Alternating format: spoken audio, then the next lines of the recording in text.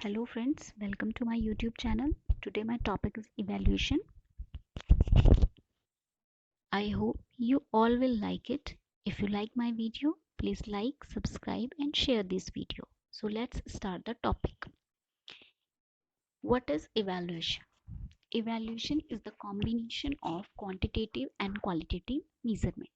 जब हम मूल्यांकन की बात करते हैं तो मूल्यांकन जो है वो मापन और मूल्य निर्धारण का कॉम्बिनेशन होता है, यानी कि इसमें हम संख्यात्मक मेजरमेंट भी कर सकते हैं और गुणात्मक मेजरमेंट भी कर सकते हैं. संख्यात्मक in the sense of in numbers we can calculate the things. जैसे हम कहें किसी का वेट कितना है, किसी की हाइट कितनी है.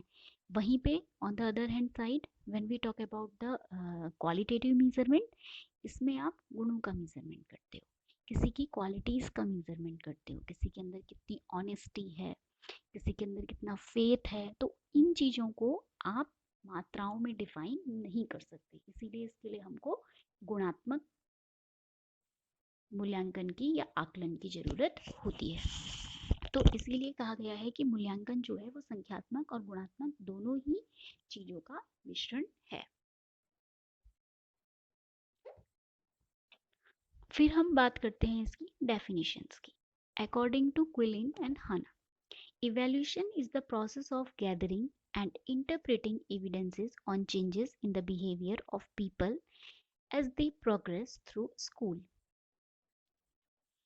विद्यालय में जब भी बालक को पढ़ाया जाता है तो उसके प्रारंभिक व्यवहार में और उसके अंतिम व्यवहार में कुछ ना कुछ परिवर्तन होता है. यानी कि जब क्लास में टीचर एंटर करता है तो कंटेंट के बारे में विद्यार्थी कुछ जानता है या कुछ नहीं जानता है, तो वह विद्यार्थी का एंटरिंग बिहेवियर होता है. कंटेंट पढ़ाने के बाद विद्यार्थी का नॉलेज उस कंटेंट के लिए बढ़ जाता है, तो वो उसका टर्मिनल बिहेवियर हो गया. यानी कि विद्यार्थी का एंटरिंग बिहेवियर में और टर्मिनल बिहेवियर में कहीं ना कहीं कुछ डिफरेंस देखने को मिला. तो ये जो डिफरेंस है इसका पता लगाने के लिए हम मूल्यांकन तकनीकों का प्रयोग करते हैं, या उसकी व्याख्या करने के लिए ही हम मूल्यांकन की प्रक्रिया का उपयोग करते हैं कि विद्यार्थी में कुछ ना कुछ चेंजेस अवश्य होते हैं. दूसरी डेफिनेशन है गुड्स के अकॉर्डिंग कि मूल्यांकन एक ऐसी प्रक्रिया है जिससे सही ढंग से किसी वस्तु का मापन किया जा सकता है, क्योंकि हम कह रहे हैं कि मात्रात्मक चीज़ों का मूल्यांकन मात्रात्मक तरीके से ही किया जाएगा. जो चीज़ नंबर्स में कैलकुलेट होती हैं उनको नंबर्स में ही कैलकुलेट किया जाएगा, और जो चीज़ें जो गुण हैं जो भाव हैं उनको आप नंबर्स में कैलकुलेट नहीं कर सकते हो, तो उसके लिए आपको गुणात्मक आकलन की भी आवश्यकता होगी. तो दोनों तरीके का इसमें मेजरमेंट जो है वो होता है. अब हम बात करते हैं evaluation is a continuous process. जो इवैल्यूएशन है वो एक सतत प्रक्रिया है. सतत प्रक्रिया है यानी कि थोड़े थोड़े समय अंतराल पे ये होती रहती है, और कहीं ना कहीं मूल्यांकन का समय समय पर होना ही एजुकेशनल जो हमारी प्रोसेस है उसका कहीं ना कहीं रेगुलेट करता है, या उसका सही तरीके से नियमन जो है वो होता रहता है. It directly related to teaching objective. इसका सीधा संबंध शैक्षणिक उद्देश्य से होता है, क्योंकि हम कह रहे हैं इस बात को कि विद्यार्थी के व्यवहार में जो है परिवर्तन होता है, और विद्यार्थी के व्यवहार में परिवर्तन करना ही शिक्षण का उद्देश्य होता है कि विद्यार्थी के प्रारंभिक व्यवहार में टॉपिक पढ़ाने के बाद कुछ ना कुछ उसका जो ज्ञान है वो अवश्य बढ़े. तो इसका सीधा संबंध शिक्षा के उद्देश्य से होता है. Steps of evaluation process. सबसे पहले सेम है, फॉर्मुलेशन ऑफ ऑब्जेक्टिव. आप उद्देश्य निर्माण करते हो, और उद्देश्य क्या है आपका? विद्यार्थी के व्यवहार में परिवर्तन. वहीं पे दूसरे में हम बात करते हैं प्लानिंग लर्निंग एक्सपीरियंसेस. आप प्लान करते हो अपने लर्निंग एक्सपीरियंसेस को, यानी कि आपको किस तरीके से कक्षा में पढ़ाना है वो सब आप अच्छे तरीके से सिस्टमैटिक तरीके से प्लान करते हो अपनी टीचिंग स्ट्रैटेजीज को. और फिर बच्चे का व्यवहार परिवर्तन हुआ है या नहीं हुआ है उसके आधार पर अपनी टीचिंग का मूल्यांकन हम करते हैं कि हम अगर बच्चे का व्यवहार में परिवर्तन हुआ है तो डेफिनेटली आपकी जो टीचिंग है वो इफेक्टिव हुई है. अगर बच्चे के व्यवहार में परिवर्तन नहीं हुआ है तो आपकी टीचिंग में कहीं ना कुछ इम्प्रूवमेंट की ज़रूरत है. अब हम बात कर लेते हैं पर्पस की. तो फर्स्ट जो इसका पर्पज़ है वो है इम्प्रूवमेंट इन एग्जामिनेशन सिस्टम, कि परीक्षा प्रणाली में क्या है, सुधार होता है। जब आप समय समय per unit test, class test लेते रहते हैं, तो जब तक बच्चा सेमेस्टर एग्जाम में या फाइनल एग्जाम तक पहुंचता है, तो कहीं ना कहीं उसका जो प्रदर्शन है वो इम्प्रूव होता है। तो improvement in examination system. Second is measurement of teacher success. कहीं ना कहीं टीचर की सक्सेस का भी इससे मेजरमेंट होता है, आकलन होता है, क्योंकि अगर बच्चे के मार्क्स अच्छे आए हैं तो इट मीन्स आपकी जो टीचिंग है वो इफेक्टिव है, अगर नहीं तो आपको उसको मॉडिफाई या इम्प्रूव करने की ज़रूरत है। तो कहीं ना कहीं अध्यापकों की कार्यकुशलता का भी मापन होता है। Third is to find out the difficulties of learning. अधिगम की कठिनाइयों का पता चलता है। अगर विद्यार्थी के मार्क्स कम आ रहे हैं तो आप पूछ सकते हैं कि क्यों समझ में नहीं आ रहा है, क्या आपको लेक्चर मेथड समझ में नहीं आ रहा है। तो teacher can change their teaching methods. इस तरीके से वो अपने जो मेथड्स हैं उनको चेंज कर सकता है, और उसको अधिगम की कठिनाइयों का पता लगेगा कि विद्यार्थी को कहाँ पे समझने में समस्या आ रही है। इम्प्रूवमेंट इन टीचिंग स्ट्रैटेजीज, और वो अपनी टीचिंग की स्ट्रैटेजीज में चेंजेस भी कर सकेगा। Next slide is type of evaluation. दो प्रकार का मूल्यांकन होता है, formative evaluation and summative evaluation. जो फॉर्मेटिव इवैल्यूएशन होता है वो समय समय पर होता रहता है, छोटे छोटे समय अंतराल में, जैसे यूनिट टेस्ट हो गए, क्लास टेस्ट हो गए, तो ये सब फॉर्मेटिव इवैल्यूएशन का पार्ट होते हैं। On the other hand side, when we talk about the summative evaluation वो इवैल्यूएशन होता है जो एक समय के दौरान, यानी कि जैसे सेमेस्टर के एग्जाम है लास्ट में, या फाइनल एग्जाम है, ईयरली एग्जाम है, तो वो हमारा कौन सा समेटिव इवैल्यूएशन होता है। अब हम बात करते हैं इवैल्यूएशन डिवाइसेस की। कुछ डिवाइसेस होती हैं जिनको हम मूल्यांकन के लिए प्रयोग करते हैं, यानी कि बच्चे के व्यवहार में परिवर्तन कैसे हुआ है वो चेक करने के लिए करते हैं। तो दो तरीके का होता है, क्वांटिटेटिव एंड क्वालिटेटिव। जब हम मात्रात्मक मूल्यांकन की बात करते हैं, मात्रात्मक आकलन की बात करते हैं, तो उसमें 3 तरीके के टेस्ट होते हैं, ओरल, प्रैक्टिकल और रिटन, जिनसे हम भली भांति जानते हैं जिनके बारे में। ओरल टेस्ट मौखिक परीक्षा होती है, प्रैक्टिकल बेस्ड टेस्ट होते हैं, जो रिटन टेस्ट है वो 3 तरीके के होते हैं, ऐसे टाइप, शॉर्ट ऐसे टाइप और ऑब्जेक्टिव टाइप। वहीं पे जब हम गुणात्मक आकलन की बात करते हैं तो इसमें है checklist, questionnaires, records, rating scale, observation और इंटरव्यू।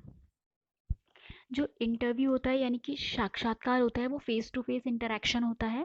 दो तरीके का होता है, स्ट्रक्चर्ड और अनस्ट्रक्चर्ड। जो स्ट्रक्चर्ड इंटरव्यू होते हैं वो प्री डिसाइडेड होते हैं, यानी कि उनके क्वेश्चंस की जो आउटलाइन है वो पहले से ही बनी हुई होती है।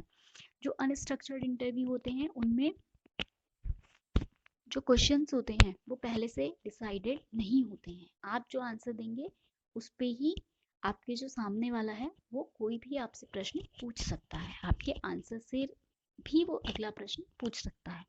तो ये अनस्ट्रक्चर्ड इंटरव्यू होता है। ऑब्जर्वेशन की बात करें तो ऑब्जर्वेशन भी दो तरीके के होते हैं, पार्टिसिपेंट ऑब्जर्वेशन और नॉन पार्टिसिपेंट ऑब्जर्वेशन। जो पार्टिसिपेंट ऑब्जर्वेशन होता है उसमें होता क्या है कि जब जिसको आप ऑब्जर्व कर रहे हैं उसको पता होता है, सब्जेक्ट को पता होता है कि आप उसको ऑब्जर्व कर रहे हैं पार्टिसिपेंट ऑब्जर्वेशन में, ठीक है, क्योंकि आप उस ग्रुप के खुद मेंबर बनकर उसको ऑब्जर्व करते हैं। जहाँ पे हम नॉन पार्टिसिपेंट ऑब्जर्वेशन की बात करते हैं तो वहाँ पे क्या होता है, जो सब्जेक्ट होता है यानी कि जिसको आप ऑब्जर्व कर रहे हो वो इस चीज़ से अवगत नहीं होता है कि आप उसको ऑब्जर्व कर रहे हो। यानी कि जैसे बच्चा है वो प्लेग्राउंड में खेल रहा है और आप अपने कैबिन से या अपने ऑफिस से उसको विंडो से पूरे दिन क्या कर रहे हैं, ऑब्जर्व कर रहे हैं, और वो नहीं जानता है कि वो किसी के द्वारा ऑब्जर्व किया जा रहा है, तो वो हमारा नॉन पार्टिसिपेंट ऑब्जर्वेशन होता है। रेटिंग स्केल है, रेटिंग स्केल यानी कि 1 2 3 4 में आप किसी चीज़ को रेट कर रहे हो तो वो आपका रेटिंग स्केल है। रिकॉर्ड्स, जैसे आप स्कूल में एडमिशन लेते हो तो आपके सारे रिकॉर्ड्स रखे जाते हैं, या आप असाइनमेंट सबमिट करते हैं, यूनिट टेस्ट देते हैं, क्लास टेस्ट देते हैं, तो एक रिपोर्ट कार्ड या एक पेपर फॉर्म में उनके रिकॉर्ड्स जो हैं वो कॉलेजेस या स्कूल्स या ऑफिस में रखे जाते हैं। क्वेश्चन आयर जो है वो कलेक्शन ऑफ क्वेश्चंस होता है। आपको जिसको भी आप ऑब्जर्व कर रहे हो या जिसके साथ भी आप इंक्वायरी लेना चाहते हो, जिसमें भी उसको अपना क्वेश्चन आयर देंगे, उसमें कुछ क्वेश्चंस होंगे, कलेक्शन ऑफ क्वेश्चंस, उसके क्वेश्चंस का वो आंसर देगा, उसके बाद आप उससे वो क्वेश्चन आयर ले लेंगे। इस तरीके से भी आप उसका मूल्यांकन कर सकते हो। चेकलिस्ट, जो चेकलिस्ट होती है इसका हम आम जिंदगी में बहुत ज़्यादा उपयोग करते हैं। जैसे हमें माना कहीं पिकनिक पे जाना है कल को, तो हमें किस किस सामान की आवश्यकता होगी, है ना। हम उसकी एक लिस्ट बना लेते हैं, जो भी हमारे डेली इसेंशियल्स होते हैं, शैम्पू है, सोप है, टाल है, ये सब चीज़ें हमें चाहिए होती हैं। तो इन सब चीज़ों को हम क्या करते हैं, एक लिस्ट बनाते हैं और उनमें टिक लगाते चले जाते हैं जो जो सामान हमने पैक कर लिया होता है। तो वो चेकलिस्ट का एक माध्यम होता है। तो ये थे क्वालिटेटिव एंड क्वांटिटेटिव मेजरमेंट। अब अगर हम इसके डिफरेंस की बात करें, मूल्यांकन और मापन में क्या डिफरेंस होता है, तो मूल्यांकन का क्षेत्र बहुत ही व्यापक है, क्योंकि आपको पता है कि इसमें qualitative and quantitative both measurements are included.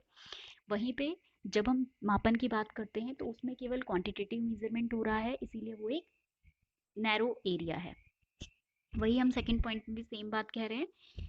Third है कि इवैल्यूएशन एक लेंदी प्रोसेस है, क्योंकि टाइम टेकन है। आप क्वालिटेटिव भी मेजर कर रहे हो, क्वांटिटेटिव भी मेजर कर रहे हो, और जो मेजरमेंट है वो लेंदी प्रोसेस नहीं है। Evaluation is more reliable and valid, क्योंकि एक लेंदी प्रोसेस है, टाइम टेकन प्रोसेस है। तो सिंपल सी बात है कि जो भी मूल्यांकन हो रहा होगा वो अच्छे तरीके से हो रहा होगा, तो वो वैध और विश्वसनीय होता है। मेजरमेंट जो है वो इन कंपैरिजन ऑफ इवैल्यूएशन बहुत ज़्यादा वैध नहीं माना जाता है। इवैल्यूएशन एक कॉन्टिन्यूस प्रोसेस है जो थोड़े थोड़े समय अंतराल में होती रहती है, और जो मेजरमेंट है वो इसका एक पार्ट है। With the help of evaluation teacher can evaluate all 3 domains of students. जो मूल्यांकन होता है उसकी मदद से हम विद्यार्थी के तीनों पक्ष, कॉग्निटिव, अफेक्टिव और साइकोमोटर, तीनों पक्षों का मापन कर सकते हैं। इसीलिए हम कह रहे हैं कि उसका जो क्षेत्र है वो बहुत ज़्यादा ब्रॉड है। वहीं पे हम जब मेजरमेंट की बात करते हैं तो मेजरमेंट में हम केवल कॉग्निटिव डोमेन को ही मेजर कर सकते हैं, कि संज्ञानात्मक पक्ष को ही मेजर कर सकते हैं। क्यों? क्योंकि वहाँ पे आप अफेक्टिव डोमेन तक को टच नहीं कर सकते, क्योंकि मेजरमेंट क्या है, क्वांटिटेटिव मेजरमेंट है। क्वांटिटेटिव मापन कर रहे हो, और मात्राओं में आप भावनाओं का मापन नहीं कर सकते, गुणों का मापन नहीं कर सकते। ये हो गया आपका संज्ञानात्मक पक्ष। तो इसीलिए हम कह रहे हैं कि मेजरमेंट में हम केवल संज्ञानात्मक, यानी कि आप कॉग्निशन लेवल तो मेजर कर सकते हो, लेकिन आप अफेक्टिव या उसके गुणों को मेजर नहीं कर सकते। Thank you. आई होप आपको वीडियो